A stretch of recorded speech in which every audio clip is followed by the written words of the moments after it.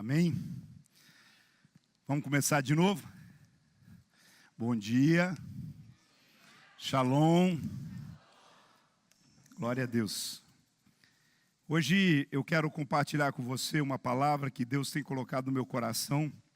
Na verdade, são algumas palavras, mas eu tenho que começar. E hoje, usando uma metáfora, inclusive bíblica, eu quero falar com vocês sobre os 4 cavaleiros do Apocalipse. Não vou ministrar sobre escatologia, tá bom? Eu quero ministrar sobre vivermos de forma correta no tempo em que se chama hoje, esse tempo que nós estamos aqui. Então, vou explicar um pouquinho para você, porque nas próximas ministrações nós vamos estar falando sobre as forças que tentam destruir a vida cristã. E nós vamos utilizar exatamente esse entendimento: orgulho, ofensa, orfandade, omissão. Essas forças têm sido algo que eu tenho detectado, tenho orado a Deus, são coisas que eu tenho orado a respeito disso, sobre o que tem acontecido na história da igreja. E usando essa metáfora dos cavaleiros do Apocalipse, que estão descritos ali no capítulo 6 do livro de Apocalipse, a Bíblia nos fala sobre essas forças simbólicas que falam de julgamento, de destruição, que precedem o fim dos tempos. Talvez você já tenha visto algum vídeo no YouTube, talvez você já tenha visto algum pastor ministrar sobre isso.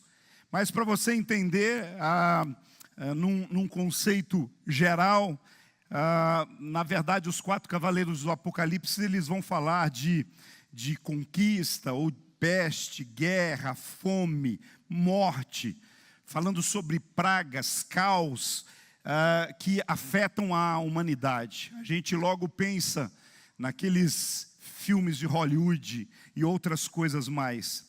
Mas o que tem acontecido é que, sem perceber, na nossa vida, no nosso comportamento, muitas vezes esses cavalos do Apocalipse estão aí atuando no casamento, nos relacionamentos, nas finanças, na vida emocional, na vida espiritual, nem se diga, então. E para a gente pensar um pouquinho sobre isso, e depois você pode mergulhar e buscar um pouco mais, mas o cavalo branco, que significa a peste, a conquista enganosa, que está frequentemente ligada às conquistas, em que muitas pessoas estão aí buscando para a sua vida, as nações estão buscando, o imperialismo está muito ligado a isso que está acontecendo hoje no mundo, com relação a Estados Unidos, China, Rússia, Ucrânia, essas coisas de querer conquistar, dominar.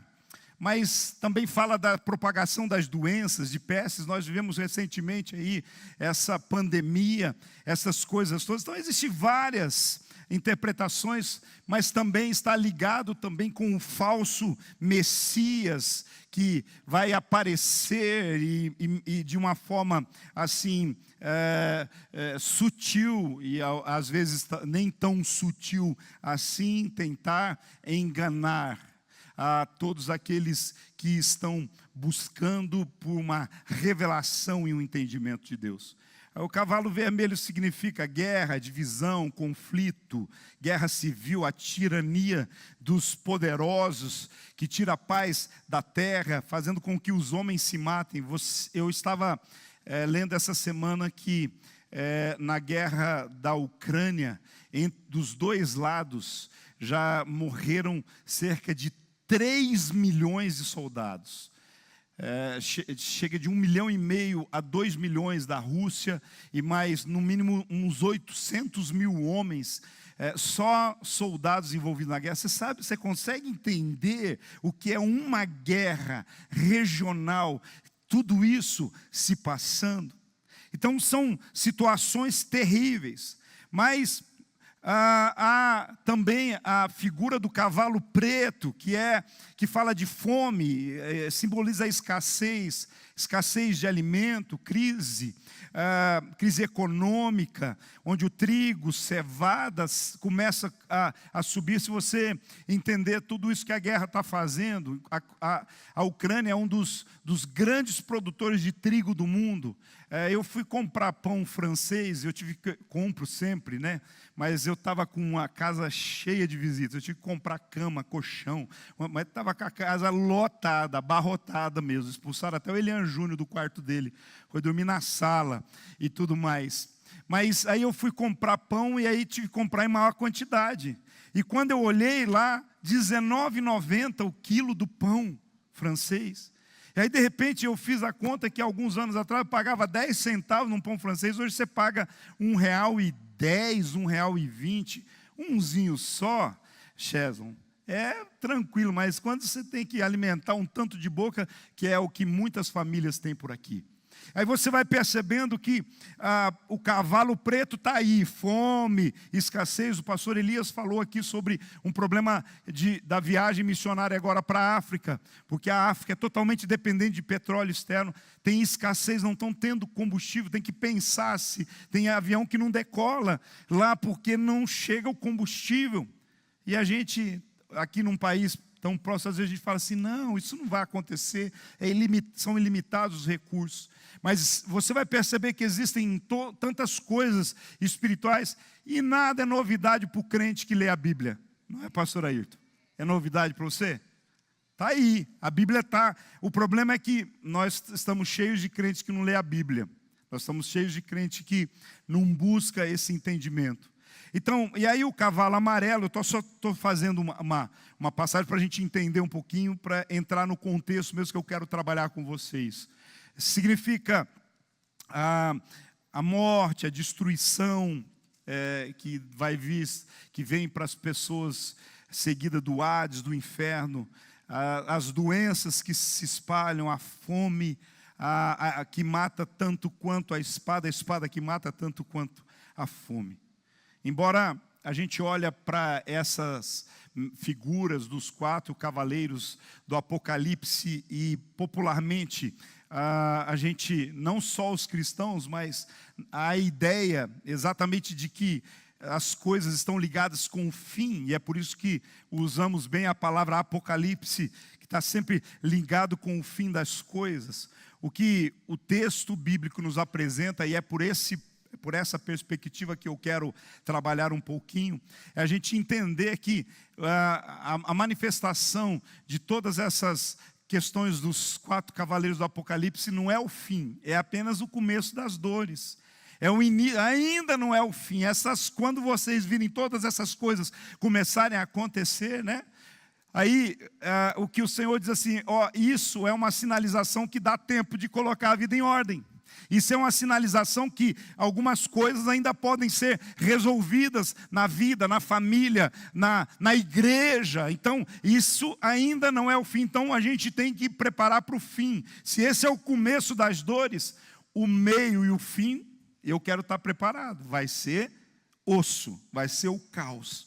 Então, o que a gente precisa entender é que, ao longo da história humana, a gente vai ver alguns eventos que vão acontecendo. Então, esses cavaleiros, para o que nós vamos trabalhar aqui um pouquinho, não são apenas figuras apocalípticas, mas eu quero trabalhar a partir da ideia de algumas forças que corroem a vida humana, que influenciam os relacionamentos negativamente, muitas vezes, e que precisam ser confrontados pela verdade para que haja mudança e transformação.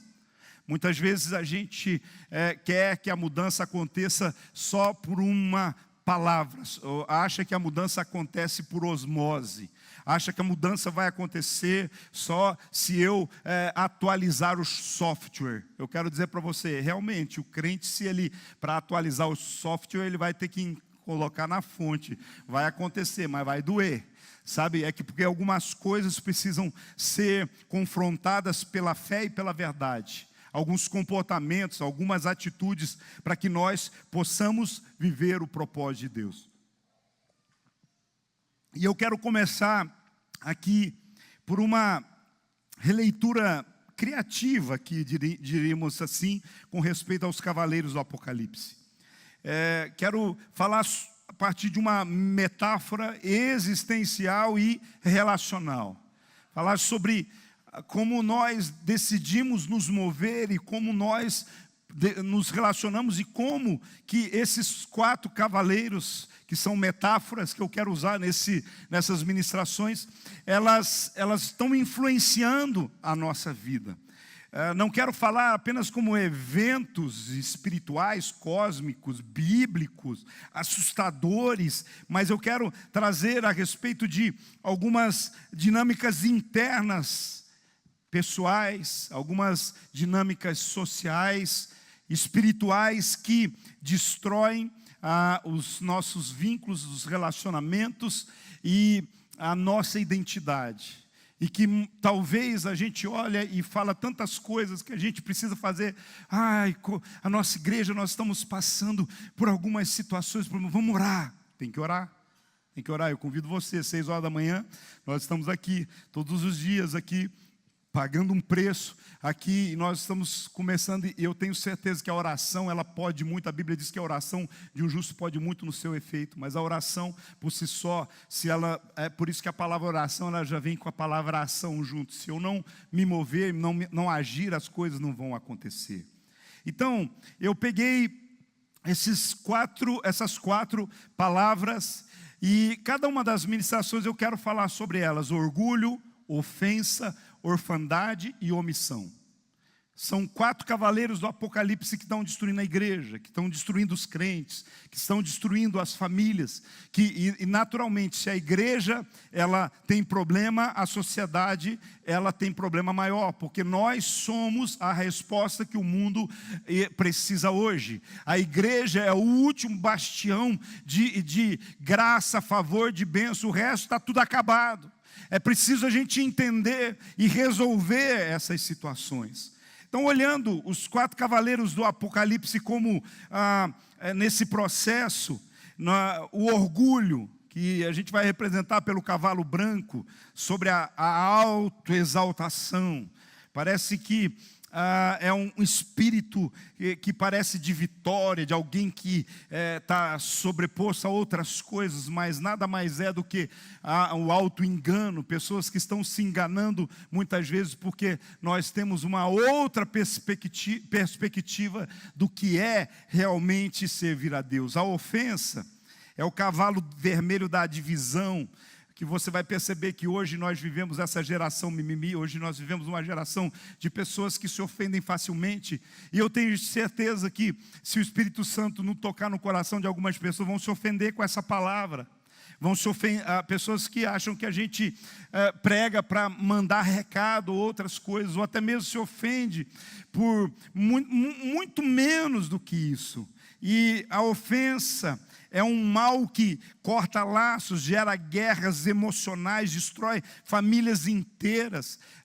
Eu digo para você assim, eu já tive em momentos da minha vida que eu me senti ofendido por algo que foi feito ou não foi feito dentro do casamento, que eu achei que o meu casamento ia acabar porque eu deixei a ofensa encontrar um lugar no meu coração. Você sabe quando, às vezes é uma negligência, não é o que fazem, às vezes é algo que alguém deixa de fazer. Não é o que falam, é algo que alguém deixa de falar. Às vezes é isso, como situações que nós já vivemos como igreja, de gente que se ofendeu porque trabalhou na conferência e fez, e quando chegou no final não ganhou um obrigado. Está errado não agradecer, mas chamaram outras pessoas lá no púlpito para agradecer pelo que fizeram e esqueceram de mim. E aí tem o esquecer de mim, 1, 2, 3, 4, já está, sabe, na 20ª série. O que nós precisamos entender é que A ofensa é um laço maligno que muitas vezes se instala e a gente não percebe. A gente acha que faz parte do temperamento, a gente acha que a gente faz parte da gente. A gente começa a passar os dias, os anos, e parece que as coisas começam ainda a comprometer. Mas ainda a questão que eu penso que é o maior mal de todos os tempos, que é a orfandade, representado pelo cavalo preto, da escassez de amor, da escassez de afeto, da falta de pertencimento, de não conseguir compreender a identidade, de achar que não tem uma herança, de que não tem uma família, de que não tem um lugar. E por final a orfandade, a omissão, que é representado pelo cavalo amarelo, que é o fato de que muitos têm, às vezes, entendido errado, porque nós temos de Jesus, para todo crente, a grande comissão. Mas hoje eu percebo que algumas pessoas, elas tiraram o C da palavra e elas estão praticando a grande omissão. As pessoas estão se omitindo a respeito das suas responsabilidades, do chamado de Deus, daquilo que Deus tem para as suas vidas, de servir na casa de Deus, de servir a sociedade a partir das perspectivas do reino, a partir daquilo que ele carrega espiritualmente. A omissão de entender assim, não, quem tem que resolver isso é o pastor, é o apóstolo, eles ganham para isso. A grande omissão está ligado nisso, e é uma morte silenciosa que destrói às vezes pelo silêncio e pela inércia. Eu não vou dar ideia nenhuma porque eu não quero me comprometer, e eu fico igual uma pedra porque eu também não estou disposto a me mover. E isso, às vezes, a gente não entende que se deixarmos que todas essas coisas habitem a nossa vida, ou uma delas é o suficiente, às vezes, para arruinar a nossa história. Por isso eu quero colocar para você essas questões, e às vezes pergunta assim, mas o que tem a ver uma coisa com a outra?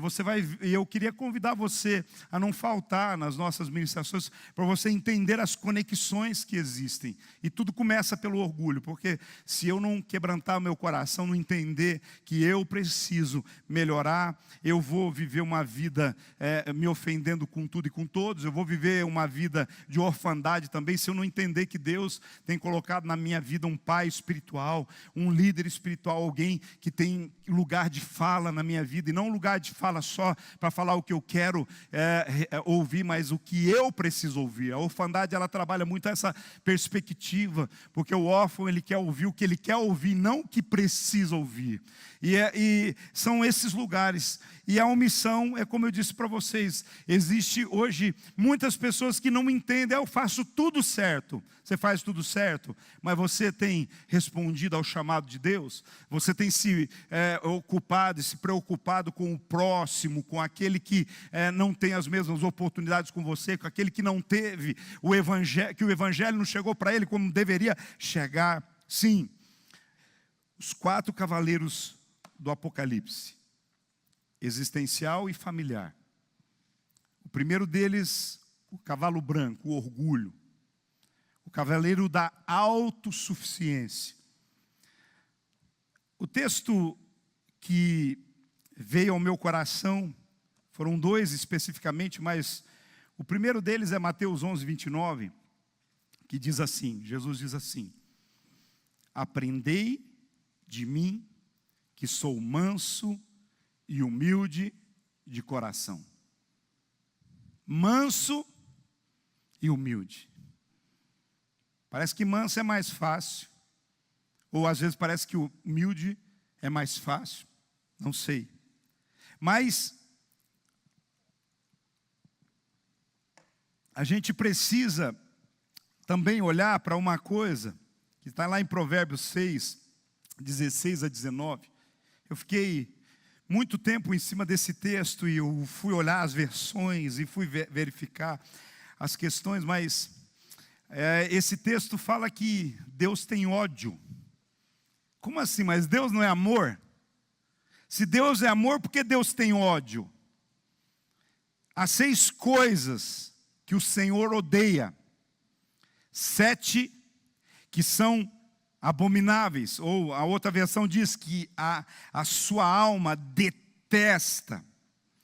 E aí, na nova Almeida atualizada diz assim, o que são essas coisas? Olhos cheios de orgulho, língua mentirosa e mãos que derramam sangue inocente.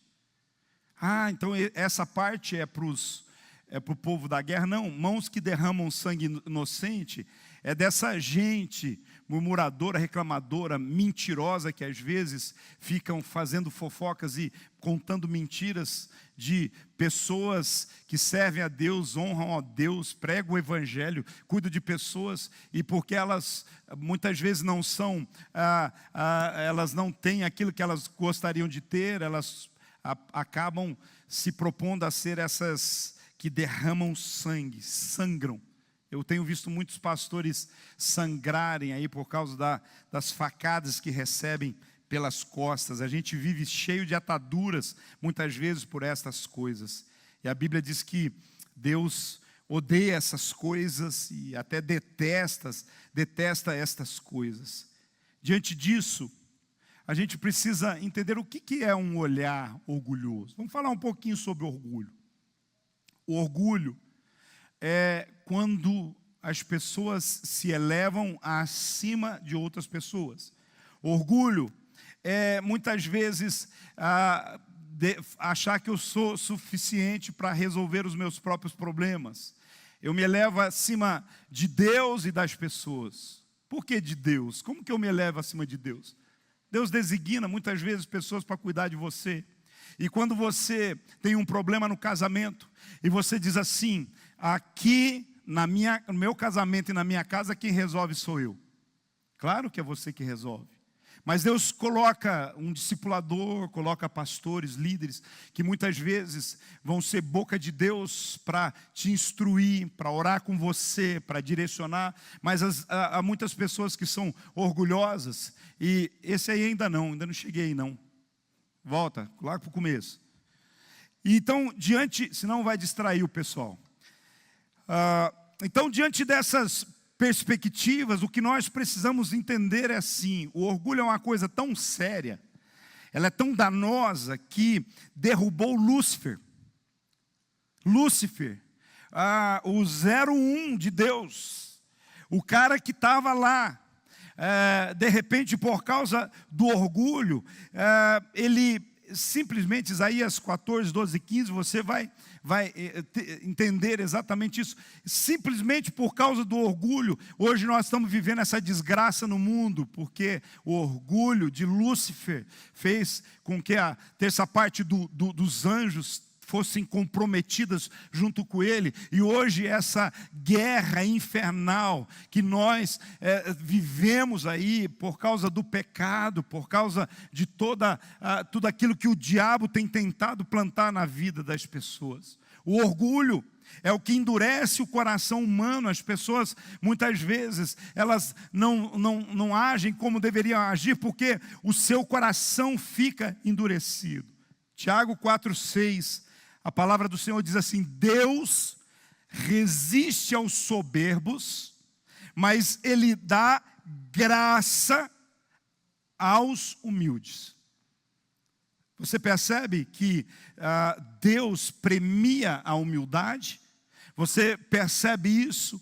Então não existe lugar para o orgulho, nem para quem tem o orgulho de ser santo o suficiente. Eu sou crente o suficiente, eu faço tudo o suficiente. Tanto é que Jesus mesmo, ele travou uma batalha. A maior batalha que Jesus travou no seu ministério aqui na terra não foi contra o diabo. O diabo, ele teve a batalha final ali do deserto, do pináculo do templo. A batalha que Jesus teve desde o início do ministério foi contra os fariseus, os religiosos. E sabe qual é o problema dos religiosos? O orgulho. Eu sou santo, eu sou praticante, eu sou filho de Abraão, ninguém se mete comigo. Ah, e vem esse cara dizendo que é filho de Deus, ô louco, ele não sabe nada de Bíblia, de palavra. Jesus, então, em última análise, eu diria que Jesus viveu o seu ministério lutando contra o orgulho, contra os orgulhosos, contra esses fariseus, que quando Jesus conta aquela história do fariseu e do publicano, que o fariseu chega e fala, eu dou o meu dízimo até do hortelã, não passa nada. Presente de aniversário que eu ganho, eu entrego o dízimo. E tal. Está certo, se você honrar a Deus com tudo que você tem, agora você se orgulhar daquilo que é a obrigação de você fazer e tudo mais, aí já tudo que foi feito certo agora vira errado. Aí chega um publicano, pecador contumaz, ele chega lá, batendo no peito e falando, eu sou pecador, eu não consigo fazer nada certo, eu faço tudo errado, mas por favor, tem misericórdia de mim, dá mais uma chance, me dá mais uma oportunidade, e eu sei o que é certo fazer, e eu quero fazer o que é certo. Ele se humilha, reconhece o seu pecado, as suas deficiências, as suas fraquezas, ele abre mão do orgulho, e diz assim, Deus, sê propício a mim, eu sou um pecador. Essa é a questão que acontece. A gente vem às vezes de domingo em domingo na igreja, a gente vem para uma conferência, a gente vai para os lugares, mas a gente vai bonitinho, imposta a voz, alguns colocam até um terninho, sapato bico fino, lustradinho, tem que vir bonito para a igreja e tal, pega na mão da esposa, a mesma mão que está pegando aqui é a mão que bate nos filhos, que dá um safanão na esposa de vez em quando. Deixa eu dizer uma coisa, a gente precisa entender que quando a gente sabe que alguma coisa está errado, a gente tem que se jogar diante do Senhor e dizer, ser propício, me ajuda, eu não estou conseguindo ser o pai que eu preciso ser, não seja orgulhoso não, errou com o filho, fez o que era errado, o coração sentiu, você percebeu que está errado, pede perdão. Mas eu sou o pai, ele não vai me respeitar mais, será? Ele não vai te respeitar se você continuar sendo a pessoa que você tem sido. E assim é a questão também dos filhos com os pais, esposo com a esposa. O orgulho tem destruído famílias, tem destruído casamentos.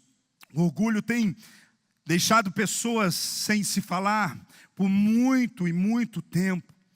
Porque o orgulho, o que faz? Ele nos cega para a nossa necessidade de misericórdia. Mas é aí que nós precisamos entender que a palavra diz exatamente que se nós deixarmos a humildade entrar no nosso coração e no nosso comportamento, isso vai nos elevar espiritualmente. Como 1 Pedro 5,6 diz, portanto, humilhem-se debaixo da poderosa mão de Deus, para que no tempo adequado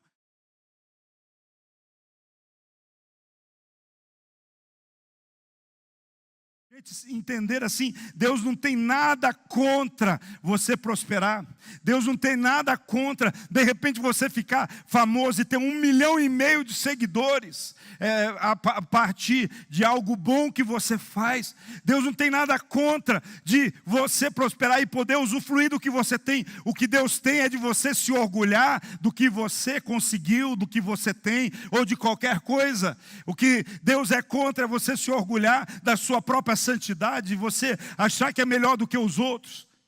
Eu tenho gente que saiu da igreja porque achava que era melhor que eu, que era melhor que apóstolo. Deve ser mesmo, pode ser que seja. E muitas coisas e a gente precisa aprender uns com os outros. A Bíblia diz que nós devemos considerar o outro superior a nós mesmos, e é diante disso que eu digo, eu considero, e o outro considerar também. Então nós precisamos entender que o orgulho faz muitas vezes a gente achar que a minha igreja é melhor que a outra. A minha igreja, meu Deus, a minha igreja tem conferência incrível, a minha igreja é incrível, e é mesmo. Sabe, mas tem outras igrejas incríveis, extraordinárias, sobrenaturais, e que está quase chegando no céu também, e a gente vai lá também aprender com elas. A gente precisa entender essas coisas que Deus vai colocando e dizendo assim, humilhem-se debaixo da poderosa mão de Deus, para que no tempo certo Ele te exalta. Como é que você vence o cavaleiro do Apocalipse, do orgulho? É simplesmente tendo uma atitude de tornar-se semelhante a Jesus, que mesmo sendo Deus se colocou na posição e na figura, na condição de homem, e entregando-se inclusive para morte e morte de cruz. Então, o que nós precisamos ter conceitualmente, para a gente não fugir da ideia do que nós estamos trabalhando, é que o orgulho, ele é o primeiro cavaleiro do qual nós estamos falando aqui do Apocalipse, porque é a raiz de todos os outros males que nós temos para a nossa vida. O orgulho, ele não busca a conquista de terras, mas a conquista da sua mente e do seu coração. O orgulho, ele está buscando conquistar a fonte dos seus comportamentos. Então, o que nós precisamos entender é que o que o diabo faz, o que o orgulho faz? Ele cria uma grande ilusão de que eu sou bom, que eu sou capaz, que eu sou autossuficiente, porque eu já tenho 30 anos pastoreando a mesma igreja, porque eu sou filho de pastor e nasci na igreja, porque também eu fui formado na escola. Bacharel em teologia, porque depois eu fui consagrado apóstolo, porque eu fui há 14 vezes a Jerusalém, e porque eu tenho pregado pelo mundo afora. Irmãos, eu preciso aprender com Paulo dizendo: tudo isso é esterco. Nada me importa, nada vale mais do que o meu dia de hoje. O que eu fiz no passado é só memória, é só lembrança, e é só um instrumento de entender que Deus faz, que Deus pega um Zé Ninguém, um Zé Ruela, um improvável, qualquer pessoa, e Ele põe no lugar que Ele quer. O problema é que os improváveis, muitas vezes, quando ele tem a primeira oportunidade, ele quer instagramar, quer ensinar, não, agora eu sou influencer ministerial. Criei uma nova aí, né? Eu sou influencer ministerial. Hoje, irmãos, esses dias atrás, uma pessoa, sei lá quem é, e eu nem fui procurar saber, queria fazer uma parceria comigo. Eu gosto de suas postagens, apóstolo. Me encheu de coisas. Nossa, é o seguinte, eu tenho 150 mil seguidores aqui, e a gente pode conversar, para eu poder repostar aí, a gente combina, faz um contratinho aí para te fazer algumas coisas, né? Na hora assim, eu já dei o bico assim. Depois eu fiquei pensando, você consegue entender como que são as coisas? Você sabia que tem algumas igrejas aí que só convidam um pastor que tem de 50 mil seguidores no Instagram para cima? Sabia disso, Ayrton? A primeira, tem lá no currículo quantos seguidores que tem, qual é o resultado que tem e outras coisas mais. Sabe por quê? Porque ele vai vir, e quando ele postar que vai vir na minha igreja vai ficar conhecida, vai dar like, vai dar isso. Então, o orgulho é o primeiro cavaleiro, porque é a raiz de todos os outros males. Eu vou repetir: o orgulho não busca a conquista de terras, mas da nossa mente, da sua mente. Ele cria essa ilusão que eu não preciso de Deus, eu não preciso dos outros, eu só preciso de mim mesmo. Eu só preciso de uma oportunidade e pronto. Deixa eu falar uma outra coisa para você. A falsa humildade também é orgulho. Você já viu aqueles irmãos que ele é tão humilde que você não acha o outro orgulhoso mais do que ele, porque ele matou todo mundo, mandou matar. Sabe, a falsa humildade é talvez tanto o maior orgulho do que o orgulho de fato, porque ela é uma forma disfarçada, velada de orgulho. Ela ocorre quando alguém minimiza as suas próprias conquistas. Ele conquistou, aí você fala para ele: poxa, que legal, irmão, nossa, ficou top. Não, você não sabe a luta que foi. Quando alguém diz: você conquistou, você fez. Eu me lembro, hoje, eu contava esse testemunho agora para uns irmãos que estiveram na conferência, nós fizemos um tour pela conferência. Falei que na próxima eu vou cobrar 10 para cada um que quiser fazer. Até eu descobri que a gente é uma igreja que tem uma estrutura incrível, extraordinária. Todo mundo falou, uau!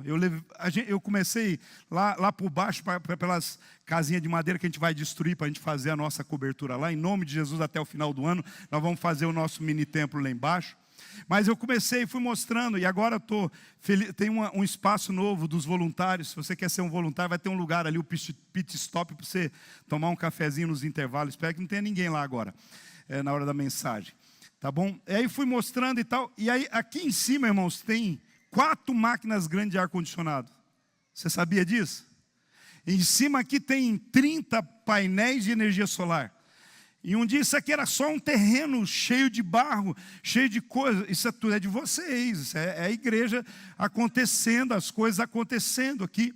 Mas aí eu fui mostrando o lugar e chegamos lá em cima, na minha sala aqui e tal. E todo mundo, poxa, e o legal é que isso tudo é nosso, né?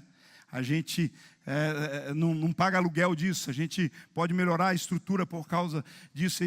Mas eu vou me orgulhar do quê, irmãos? Mas eu lembro que quando a gente comprou esse terreno aqui, ali do lado onde é a Igreja da Graça, o empresário ele tinha construído um prédio. E aqui era um terreno, não tinha essa loja do lado, era um terreno só que terminava no prédio. E a gente tinha comprado há 4 ou 5 meses o terreno e o povo começou a dizer assim, nossa, rapaz, você é ousado, você acabou de comprar o terreno, já construiu um prédio aí de 2 pisos e tal. Que prédio? Que isso? Que prédio? Do que você está falando aí? Quando a terceira pessoa falou, eu falei, epa, tem alguma coisa aí. A quarta, a quinta. Aí eu passava aqui, olhei, tinha ali o prédio onde é a Igreja da Graça. Eu falei, olha que é engraçado, parece que faz parte de uma coisa só. E tinha uma faixa escrita assim, aluga-se para festas. Aí o Espírito Santo falou assim, aluga aí e vem festejar para mim. Aí naquele momento eu falei, pá. Aí nós fizemos uma loucura, a gente pagava aluguel, a gente pagava a parcela daqui, a gente tinha a igreja lá embaixo ainda, que precisava vender para poder construir aqui. E de repente, o Josué foi um instrumento de Deus. Você lembra da reunião, não lembra, Josué? Josué era o tesoureiro da igreja. Eu sento na reunião e falo assim, irmãos, ó, o Espírito Santo falou isso comigo. O tesoureiro normalmente é o primeiro que fala assim, Deus o livre, como que a gente vai? O Josué falou assim, vê se você lembra disso. Eu conheço o dono. O meu último carro eu comprei com ele. O dono é o passarinho. Eu posso conversar com ele. E a história é, 3 meses depois nós estávamos construindo as coisas ali dentro, o altar e tudo mais, e nós vivemos um milagre de Deus ali, não foi assim? Mas deixa eu dizer para você, não posso mais contar testemunho, eu estou traumatizado. Traumatizado. Não, é com o tempo, irmãos, é com o tempo. É que a hora que eu começo a ir para um lugar, mas vamos terminar isso aqui. Mas aí eu tomei aquela palavra, falei, sabe o que é isso? Fomos ali, alugamos, eu nunca mais disse para ninguém se tinha construído ou não construído. Eu não fiquei orgulhoso de nada. Eu simplesmente, pessoal, você faz, você pode. Eu falei, eu posso, tudo posso naquele que me fortalece. Então, quando alguém dizer para você, não se orgulha de que você... Fala assim, estão dizendo, estão vendo até o que eu não estou vendo. Eu quero dizer para você, eu estou vendo em você até o que você não está vendo. Mas eu quero dizer, não se orgulhe disso, continue tomando essa palavra sobre a sua vida. Então, não seja um falso humilde, não diminua as suas conquistas. Alguém está dizendo que você está fazendo, não vista a máscara da falsa modéstia, porque isso é orgulho. Então, o cavalo branco de Apocalipse 6:2 é o primeiro dos 4 cavaleiros, que nós vamos falar agora os outros 3 nas próximas. Mas a gente precisa entender que o orgulho precede a destruição, como diz Provérbios 16:18, a arrogância precede a queda. E aí eu quero aqui já ir para a conclusão dessa palavra, mencionando algumas palavras bíblicas para que a gente possa orar. Tiago 4:6 afirma que Deus se opõe aos orgulhosos, mas concede graça aos humildes. Provérbios 11:2 diz, quando vem o orgulho, chega também a vergonha, mas Deus dá a sabedoria àqueles que são humildes. Ainda Jesus, em Mateus 23, 12, ele ensina que a quem si mesmo se exaltar será humilhado, e quem a si mesmo se humilhar será exaltado. Você está entendendo as ferramentas de Deus para esse propósito? É por isso que nós precisamos ficar com o que Pedro diz, que se você se humilha no tempo adequado, você vai ser exaltado por Deus. Qual é a chave contra a autossuficiência? A dependência de Deus. Provérbios 3, 5 e 6 recomenda a gente confiar no Senhor de todo o nosso coração e não depender do nosso próprio entendimento, da nossa inteligência e da nossa própria capacidade.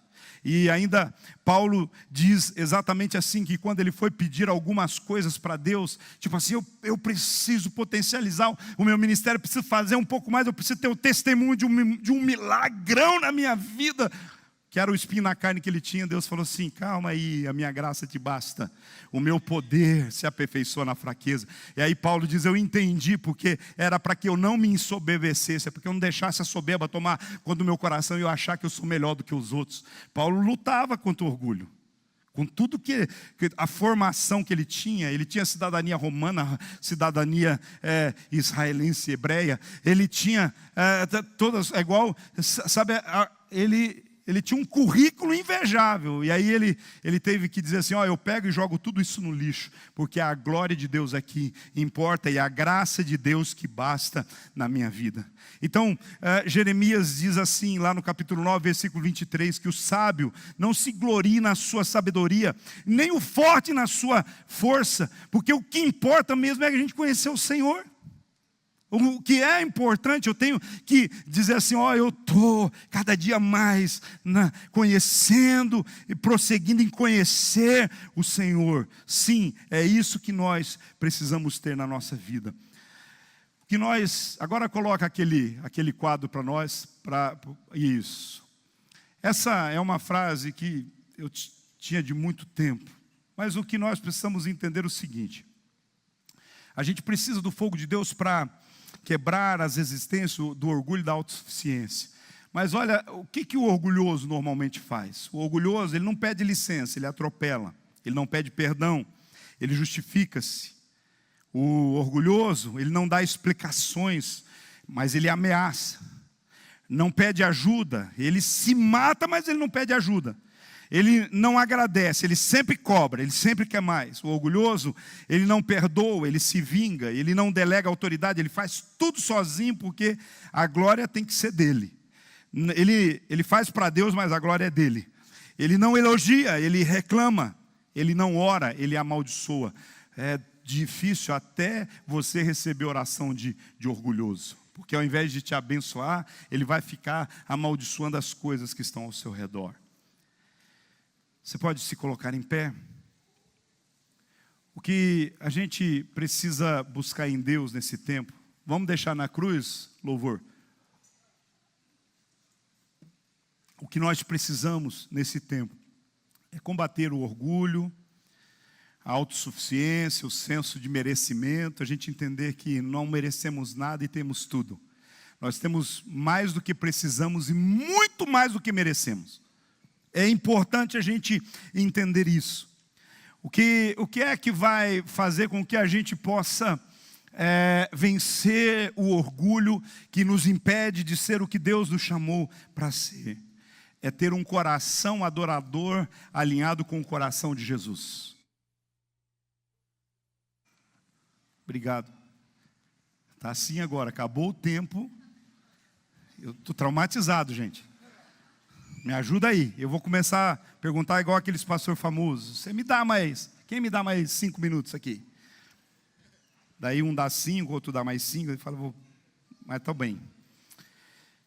O que nós precisamos entender é exatamente isso. Alinhar o nosso coração adorador com o coração de Jesus. É olhar com mais gratidão para aquilo que nós temos. Irmão, deixa eu falar uma coisa para você. Olha com gratidão para as suas lutas, para as suas guerras. Olha, às vezes eu conversava com a irmã aqui no momento do abraço, ela tem vivido lutas assim com dores, com batalhas, Mas a gente precisa entender, mas ela está aqui na casa de Deus hoje, aqui. Glória a Deus, né, irmã Cida? Nós estamos orando pela sua vida sempre. Ela está ali, sempre posicionada, sempre colocando diante do Senhor. Então há algumas lutas. Jesus diz, no mundo nós temos aflições, mas a gente precisa posicionar o nosso coração com o coração de Deus. Como nós precisamos nos propor a viver aquilo que Deus tem colocado sobre a nossa vida. Qual que é o antídoto para todas essas coisas do orgulho, da autossuficiência que leva à queda, do orgulho que faz a gente viver de aparência e muitas vezes mostrar uma coroa que não é real, é uma coroa falsa, chinesa. O que é que faz a gente muitas vezes disfarçar a nossa vida, achar que a gente é o que é por causa de alguma competência, alguma coisa boa, certa que a gente fez, alguma vez? O que eu quero dizer para você, nós precisamos ir para a cruz de Jesus. Nós precisamos alinhar com a cruz. O que derruba esse cavaleiro destruidor é exatamente a cruz do Senhor Jesus.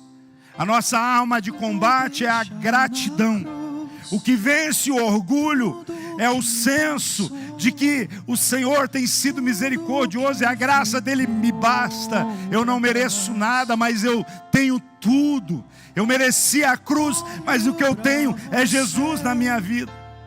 O que vai levar você a vencer o orgulho é você manter um coração adorador, mesmo em meio às guerras, às batalhas. É você ser dependente de Deus. É você entender que o seu irmão da célula muitas vezes vai ter uma palavra de bênção sobre a sua vida, que o seu líder tem uma palavra de destino sobre a sua vida, que Deus vai usar a boca do seu pastor para te levar ao lugar onde Deus quer te levar. Olho para você. Diga, eu vou deixar na cruz. Comece a adorar, comece a deixar. Dá um pouquinho mais de som para mim. Comece a deixar o Espírito Santo ministrar ao coração. O Senhor falou muito fortemente comigo nessa palavra, que você precisa entender que aonde você chegou, o que você conquistou, não está conectado a quem você é, ou todos os cursos que você fez, ou tudo que você mereceu. A sustentabilidade da sua vida, ela está ligada ao seu alinhamento com a aliança. Coloca o PowerPoint aí. A sustentabilidade da sua vida está ligada ao alinhamento da sua aliança. Você precisa entender que você chegou aonde você chegou, porque há alguém que ajudou você a chegar, há alguém que você se alinhou, há alguém que você está vivendo debaixo da cobertura espiritual dela. Alguém que acreditou em você, oportunizou você, alguém que olhou para você e alguém que diz, vai, faça, vai, realiza, vai lá. E você não pode esquecer dessa aliança, entender que a aliança é exatamente o catalisador da bênção, daquilo que Deus quer fazer e aonde Deus quer te levar da forma correta na sua vida. Identifique o orgulho, as atitudes do orgulho na sua vida. Identifique e comece a dizer, eu vou deixar na cruz. Eu vou para o lugar que Deus... Eu vou para o lugar que Deus está me levando. E eu dependo desse amor, do seu amor. Dependência, adoração, entrega, reconhecimento, submissão, é o que Deus está trazendo sobre a nossa vida nesse tempo. O Senhor tem algo para consolidar e ministrar sobre a sua vida. Diga, Senhor, eu quero agora receber o Espírito de Cristo sobre mim.